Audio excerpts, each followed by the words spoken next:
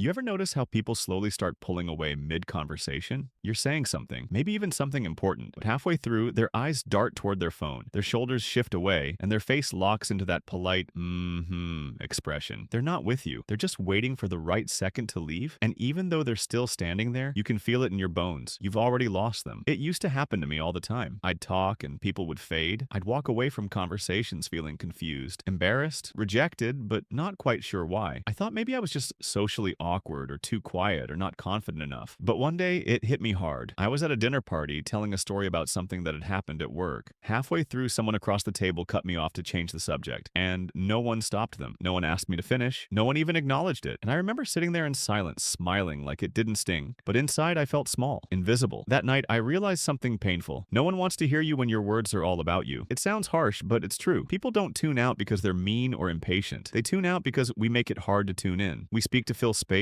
to feel heard, to feel important, but not necessarily to connect. And when people feel like we're not connecting with them, they quietly exit, even if their body stays in the room. So I did something most people don't do. I studied it, not in some academic way. I studied real conversations. I paid attention to what made people lean in and what made them drift away. I watched the ones who could hold a room with a whisper and leave everyone hanging on every word. And I started to see the patterns, the little things that changed everything. Here are the 3 core rules that transform the way I speak, and more importantly, the way people listen. 1. The silent killer of conversations, the need to be right. This one got me for years, and I never saw it coming. See, I thought I was just adding value, correcting someone's misused word, clarifying a stat, pointing out the more accurate version of the story. It made me feel smart, precise, helpful. But here's the uncomfortable truth. When your goal is to be right, you make people feel wrong. And when people feel wrong, they stop listening. Not because you're technically incorrect, but because you just turned a human connection into a debate. And most conversations aren't meant to be won. They're meant to be felt. I remember talking to a friend who said, "I always forget if it's serotonin or dopamine that boost motivation." My old self would have jumped in. Actually, it's dopamine that regulates motivation. But I caught myself. Instead, I said,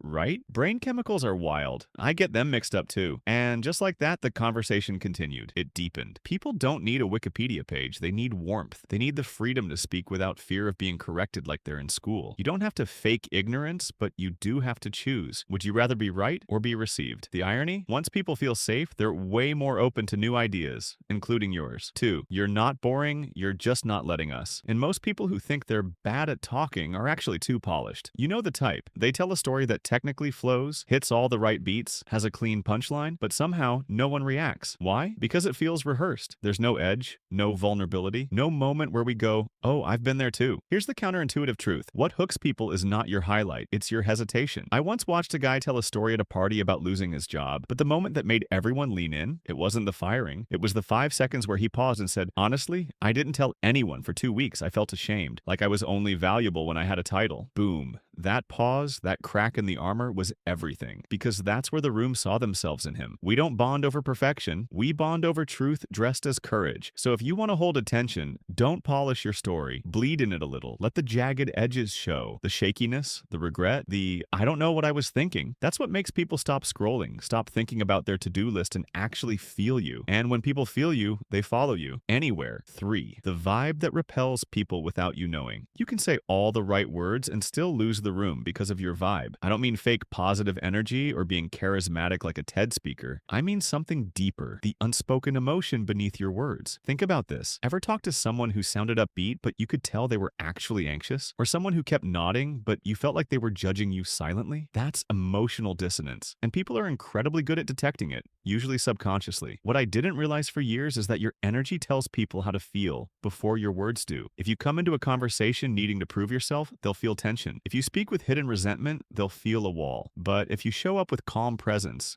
even if you don't say much, people feel safe. And safety is the holy grail of communication, because once people feel safe, they open up.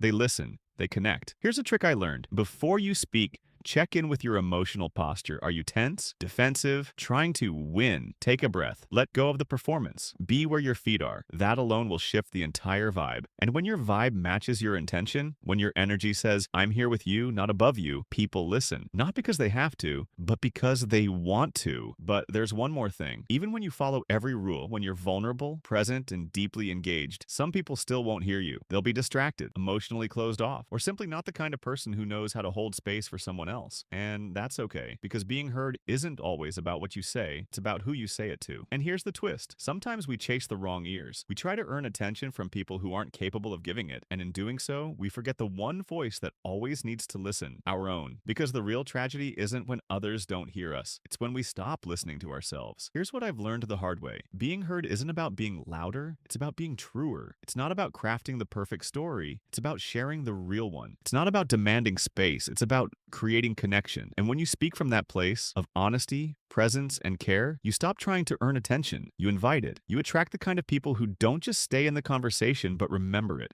cherish it, carry it with them. Because the truth is, people do want to hear you. They're just tired of hearing what everyone else is saying. So show them something different. Speak not to impress, but to connect. Listen not to respond, but to understand. And bring the kind of energy that makes people feel alive. Because when they feel alive around you, they'll want to come back. Again and again. In the end, it's not about being interesting. It's about being interested. That's the voice people remember. That's the voice worth listening to.